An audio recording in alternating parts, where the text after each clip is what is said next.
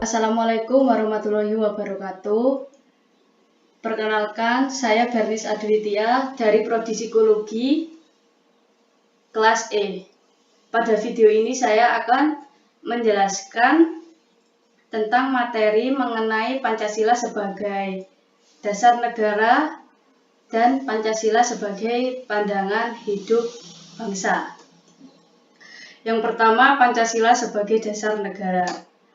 Pancasila sebagai dasar negara dipergunakan sebagai dasar untuk mengatur pemerintahan negara, atau dengan kata lain, Pancasila digunakan sebagai dasar untuk penyelenggaraan negara.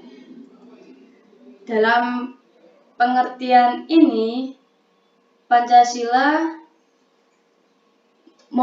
sesuai dengan pembukaan Undang-Undang Dasar 1945.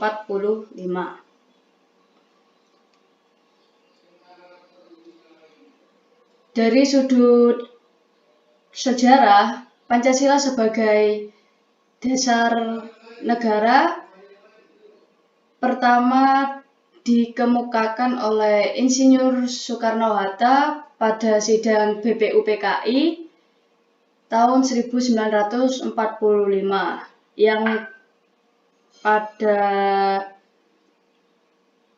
rapatnya membahas atau mencari filosofi Groundslag.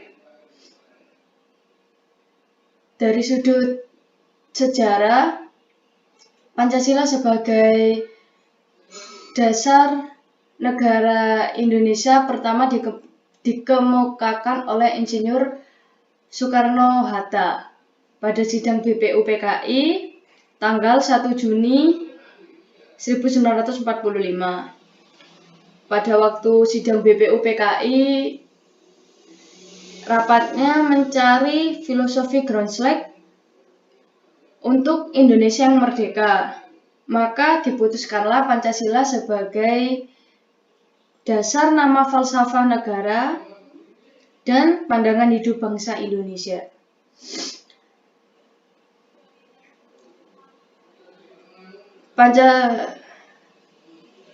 Pancasila sebagai dasar negara ini berarti setiap tindakan yang dilakukan oleh masyarakat dan negara Indonesia harus sesuai dengan Pancasila yang sudah ditetapkan sebagai dasar negara. Hal ini mengingat bahwa Pancasila digali dari budaya bangsa Indonesia sendiri, sehingga Pancasila mempunyai fungsi dan peranan yang sangat luas dalam kehidupan bermasyarakat, berbangsa, dan bernegara. Pancasila dipandang sebagai dasar negara Indonesia karena di dalamnya mengandung beberapa asas, seperti asas ketuhanan yang Maha Esa. Di dalam pembukaan Undang-Undang Dasar 1945, alinea keempat disebutkan, maka disusunlah kemerdekaan kebangsaan Indonesia itu dalam suatu undang-undang Indonesia yang berkedaulatan rakyat dengan berdasarkan ketuhanan yang Maha Esa. Realisasi dari asas ketuhanan yang Maha Esa tercermin dalam 3 bidang ketatanegaraan. Antara lain dalam bidang eksekutif dengan adanya Departemen Agama dan segala bagian-bagiannya. Yang kedua, dalam bidang legislatif. Tercermin pelaksanaannya dalam UU nomor 1 tahun 1974 tentang Undang-Undang Perkawinan. Yang ketiga, dalam bidang yudikatif, tertuang dalam UU nomor 14 tahun 1970 yang telah diubah melalui UU nomor 4 tahun 2004 tentang kekuasaan kehakiman. Pada pasal 4 ayat 1 disebutkan bahwa peradilan dilakukan demi keadilan berdasarkan ketuhanan yang Maha Esa. Dan ini tercermin dalam setiap keputusan peradilan umum di Indonesia. Begitu pula dengan ada kalanya peradilan agama yang khususnya diadakan bagi yang beragama Islam adalah realisasi dari sila ketuhanan yang Maha Esa. Selanjutnya, asas perikemanusiaan. Asas perikemanusiaan adalah asas yang mengakui dan memperlakukan manusia sesuai dengan harkat dan martabatnya sebagai makhluk Tuhan. Juga mengakui persamaan derajat, persamaan hak dan kewajiban, hak asasi manusia tanpa membeda-bedakan suku, ras, agama, warna kulit, kedudukan sosial, dan lainnya. Di dalam pembukaan Undang-Undang Dasar 1945 dan juga pasal 34 adalah merupakan perwujudan dari asas perikemanusiaan dalam hukum positif Indonesia dalam kehidupan sehari-hari. Hal ini terlibat pada lembaga-lembaga yang didirikan untuk menampung segala yang tidak seimbang dalam kehidupan sosial. Contohnya panti asuhan untuk anak-anak yatim piatu, anak cacat, dan manula atau lansia. Dari segi legislatif dapat dilihat dari lahirnya undang-undang perbaruan yang menghilangkan prinsip penghisapan manusia oleh manusia. Dalam bidang eksekutif terbentuknya Departemen Sosial, bencana alam yang memberikan bantuan bagi masyarakat yang tertimpa musibah, bencana alam, dan sebagainya. Yang ketiga, asas kebangsaan. Dalam asas kebangsaan, setiap warga mempunyai kedudukan, hak, dan kewajiban yang sama. Asas ini menunjukkan bahwa bangsa Indonesia bebas untuk menentukan nasibnya sendiri dan berdaulat, yang berarti bahwa bangsa Indonesia tidak membolehkan adanya campur tangan dari bangsa lain dalam hal mengenai urusan dalam negeri. Asas kebangsaan tertuang pula dalam simbol atau lambang Negara Republik Indonesia, yaitu burung Garuda Pancasila. Terdapat pada pasal 36A. Kemudian bendera kebangsaan yaitu sangsaka merah putih terdapat pada pasal 35. Kemudian ada bahasa persatuan yaitu bahasa Indonesia pasal 36. Lagu Kebangsaan Indonesia Raya terdapat pada pasal 36B dan lambang Persatuan dan Kesatuan Bhinneka Tunggal Ika terdapat pasal 36A. Di samping itu, asas kebangsaan termuat dalam pembukaan alinea pertama dan pasal-pasal Undang-Undang Dasar 1945. Sebagai contoh, dalam mewujudkan pasal 33 Undang-Undang Dasar bahwa bumi, air, dan kekayaan alam yang terkandung di dalamnya dikuasai oleh negara dan dipergunakan untuk kepentingan rakyat. Hal ini sama juga dalam rangka perlindungan bangsa terhadap kemungkinan pengaruh buruk dari luar negeri dan juga perlindungan terhadap orang asing yang ada di Indonesia demi kepentingan negara. Di bidang legislatif, asas ini terlihat dengan lahirnya Undang-Undang Kewarganegaraan yaitu UU Nomor 12 Tahun 2006 dan Undang-Undang Agraria UU Nomor 5 Tahun 1960 yang berkaitan langsung dengan kepentingan rakyat. Aplikasi asas kebangsaan dalam pengadilan berupa keputusan apabila terjadi perselisihan antar warga negara Indonesia dan warga negara asing di Indonesia, di mana yang berlaku adalah Undang-Undang Indonesia.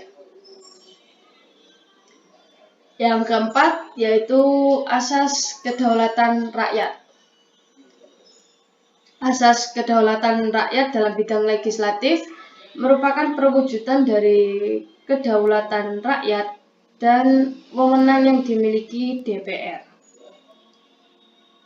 Sedangkan dalam yudikatif terlihat bahwa hakim-hakim baru dapat diangkat setelah ada pengusulan dari Komisi Yudisial kepada anggota DPR untuk mendapat penetapan yang selanjutnya diangkat oleh Presiden. Dalam pembukaan Undang-Undang 1945, asas ini tertuang dalam alinea 4 yang menyatakan maka disusutlah kemerdekaan kebangsaan Indonesia itu di dalam Undang-Undang Dasar Negara Indonesia yang berkedaulatan rakyat. Asas kedaulatan rakyat menghendaki agar setiap tindakan dari pemerintah harus berdasarkan kemauan rakyat yang pada akhirnya semua tindakan pemerintah harus dapat dipertanggungjawabkan kepada rakyat melalui wakil-wakilnya.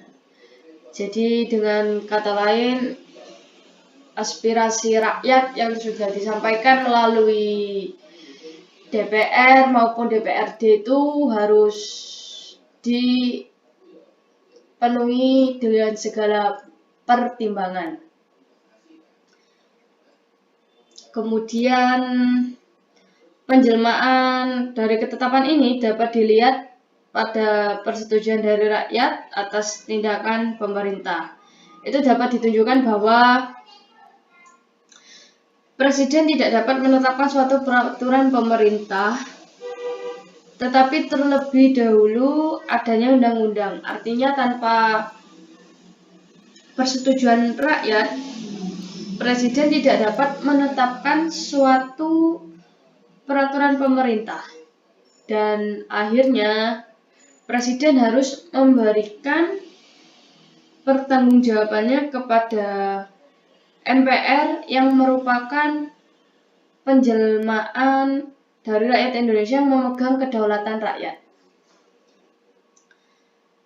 Kesejatian asas kedaulatan rakyat ini semakin memperoleh ruhnya dalam era reformasi dengan dilaksanakan pemilu secara langsung atau melibatkan rakyat, sebagaimana disebutkan dalam pasal 22E Undang-Undang Dasar 1945 pasca amandemen. Bukti kedaulatan yang telah ditunjukkan melalui pesta demokrasi secara langsung merupakan bentuk pengakuan kalau rakyat adalah pemilik utama negeri ini. Yang terakhir yaitu asas keadilan sosial. Dalam bidang legislatif, asas keadilan sosial pelaksanaannya tertuang dalam rangka mewujudkan undang-undang tentang jaminan sosial.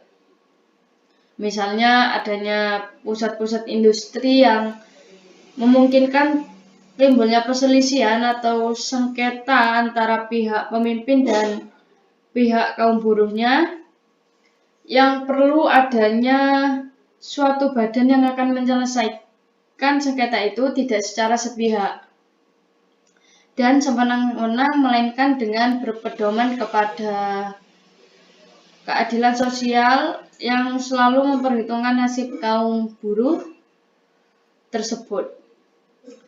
Dalam bidang yudikatif terlihat bahwa setiap keputusan hakim senantiasa berpedoman kepada keadilan sosial, sedangkan dalam bentuk lembaga terlihat adanya lembaga negara yang bergerak di bidang sosial yang menyelenggarakan masalah-masalah sosial dalam negara. Selain itu, negara sebagai susunan dari seluruh masyarakat di mana segala golongan, segala bagian dan seluruh anggotanya berhubungan erat satu dengan lainnya dan merupakan persatuan dan kesatuan yang organis. Kepentingan individu dan kepentingan bersama harus diserasikan dan diseimbangkan antara satu dengan yang lainnya. Hidup kenegaraan diatur dalam prinsip solidaritas, menuntut bahwa kebersamaan dan individu tidak dapat dipertentangkan satu dengan lainnya.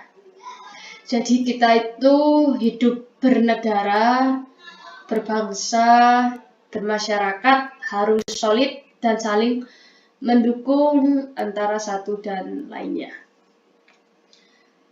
Negara harus dipandang sebagai institusi seluruh rakyat yang memberi tempat bagi semua golongan dan lapisan masyarakat dalam bidang apapun. Sebaliknya, negara juga bertanggung jawab atas kemerdekaan dan kesejahteraan semua warga negara. Tujuan negara adalah kesejahteraan umum. Oleh karena itu, negara tidak dipersatukan diri dengan golongan terbesar atau menciptakan monopoli dengan pemilik modal besar. Juga tidak mempersatukan diri dengan golongan yang paling kuat, melainkan negara mengusahakan tujuannya dengan memperhatikan semua golongan dan semua perseorangan. Negara mempersatukan diri dengan seluruh lapisan masyarakat. Peran negara demikian tidak lepas dari amanat yang digariskan oleh Pancasila. Artinya, negara melalui para penyelenggaranya mempunyai kewajiban untuk mewujudkan perintah-perintah yang didoktrinkan oleh Pancasila.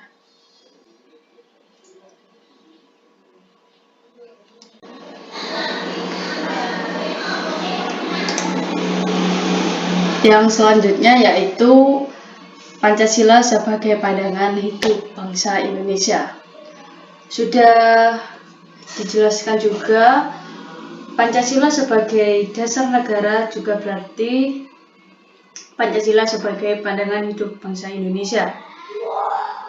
Pancasila sebagai pandangan hidup bangsa mengandung makna bahwa semua aktivitas kehidupan masyarakat Indonesia, aktivitas sehari-hari harus sesuai dengan Pancasila.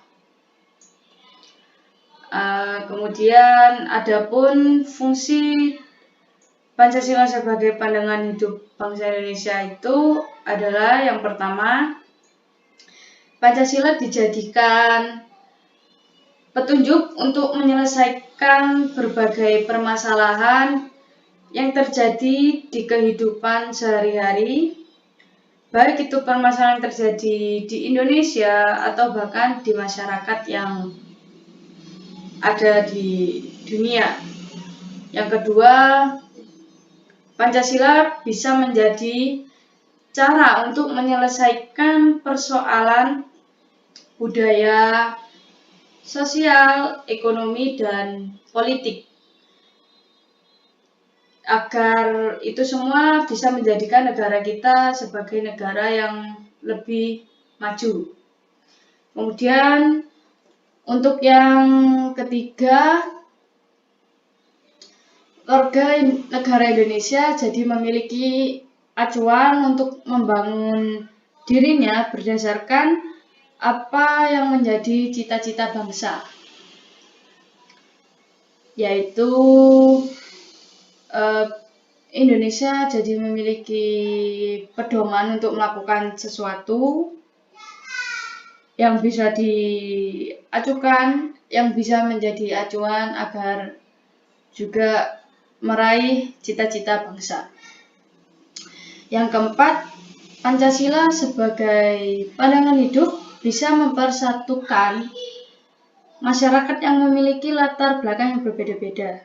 Dengan kata lain, yaitu dengan Pancasila kita bisa menyatukan seluruh rakyat Indonesia yang memiliki perbedaan dari segi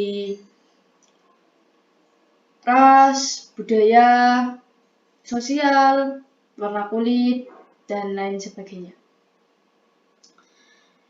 Pengertian Pancasila sebagai pandangan hidup bangsa tertuang dalam butir-butir Pancasila. Yang pertama yaitu ketuhanan yang Maha Esa.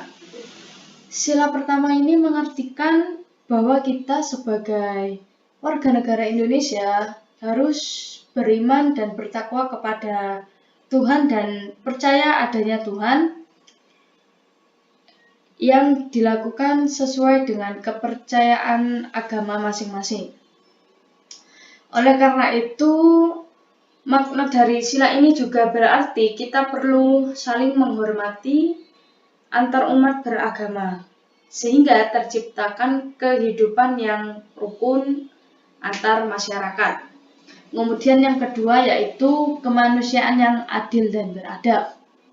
Makna ini kita sebagai warga negara diminta untuk memahami bahwa setiap manusia memiliki derajat yang sama, sehingga kita harus saling menyayangi satu sama lain tanpa membeda-bedakan.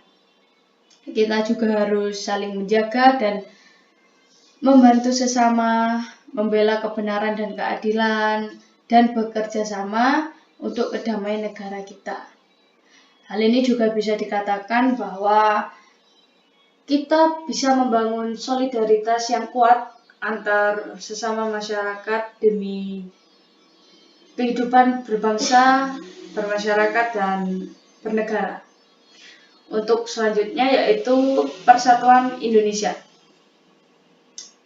Dalam butir ketiga ini berarti kita harus menempatkan kesatuan, persatuan, dan kepentingan negara dari kepentingan masing-masing.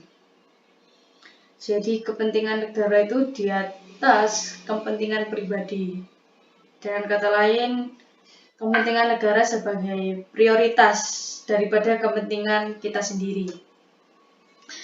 Kita harus mempunyai kepribadian yang rela berkorban demi negara Indonesia, mencintai bangsa Indonesia dan tanah air, serta bangga terhadap negara kita. Bisa contohnya itu menghargai karya anak bangsa dengan memakai produk-produk lokal dan terus mendukung karya anak Indonesia agar semakin go internasional.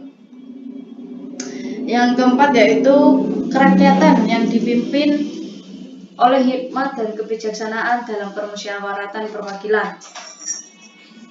Sila keempat ini mengajak kita untuk tidak memaksakan kehendaknya pada orang lain dan mengutamakan kepentingan negara dan orang lain, yaitu sebagai contoh dalam pelaksanaan voting atau musyawarah dan mufakat pemilihan ketua kelas, sehingga kita memberikan hak penuh terhadap pemilihan tersebut atau pemilu. Setiap warga masyarakat mempunyai hak masing-masing untuk menyuarakan pendapatnya tanpa ada paksaan dan kewajiban yang harus dipenuhi untuk menyuarakan pendapatnya. Terkadang kita akan menemukan perbedaan pendapat dan cara pandang, namun kita harus menyelesaikan dengan cara bermusyawarah atau berdiskusi untuk menentukan keputusan yang tepat demi kebaikan golongan atau bersama. Yang terakhir yaitu keadilan sosial bagi seluruh rakyat Indonesia. Makna dari sila ini berarti mengembangkan perbuatan luhur dengan cara kekeluargaan dan gotong royong, selalu bersikap adil. Selain itu, kita harus seimbang antara hak dan kewajiban dengan juga menghormati hak-hak orang lain. Artinya, di keadilan sosial ini kita harus bisa berlaku adil kepada sesama tanpa membeda-bedakan latar belakangnya seperti apa. Dan keadilan sosial juga berlaku dengan kita menumbuhkan sikap atau perbuatan yang baik terhadap orang lain yang tidak menimbulkan sakit hati, sehingga bisa tercipta suasana yang rukun dan damai. Dari semua materi yang sudah saya sampaikan tadi mengenai Pancasila sebagai dasar negara, Pancasila sebagai pegangan hidup bangsa Indonesia, dapat disimpulkan bahwa kita hidup di negara Indonesia harus berpedoman pada Pancasila sebagai acuan dalam melakukan tindakan sehari-hari agar tidak melanggar peraturan yang ada, tidak melanggar norma yang sudah diterapkan di kehidupan masyarakat Indonesia, dan lain sebagainya, sehingga dengan kata lain kita bisa hidup dengan jalan dan cara yang lurus tanpa adanya penyimpangan hal negatif, dan itu bisa menciptakan kita warga negara yang baik bagi bangsa Indonesia.